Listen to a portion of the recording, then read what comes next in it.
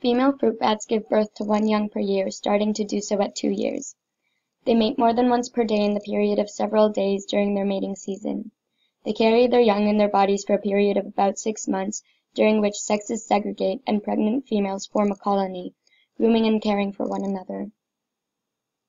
They give birth during the day in the months from September to November. Fruit bats won't reproduce when they are struggling with habitat or a supply of food.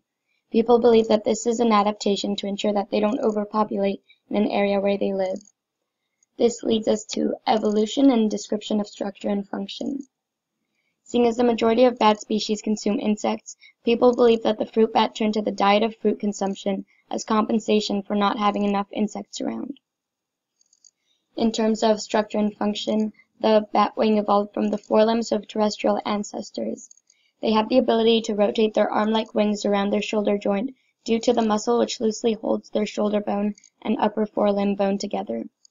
The structure of their wing is very hand-like, as its skeletal structure is formed from particularly long hand and finger bones.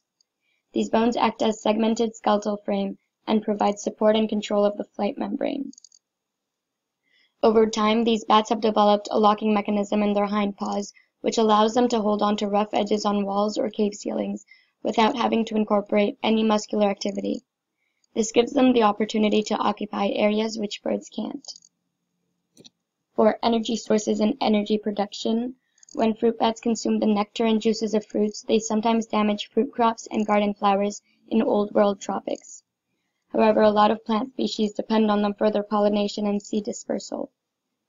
Some of these plant species have strong odors, or they're slightly colored or bloom only at night during the fruit bat's peak feeding time, in order to easily attract them.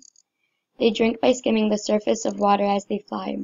Sometimes they drink from seawater to get minerals that they can't get in other food sources.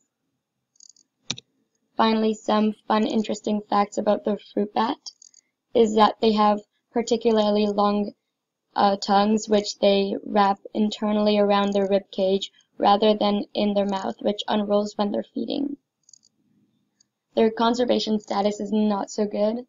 3 recent species have already become extinct, 6 are critically endangered, and 3 are endangered. 20 species are vulnerable, and 15 species have near-threatened status. Finally, they have large forward-facing eyes that give them depth perception, and their retina contains cones for color vision. And that is your fruit bat.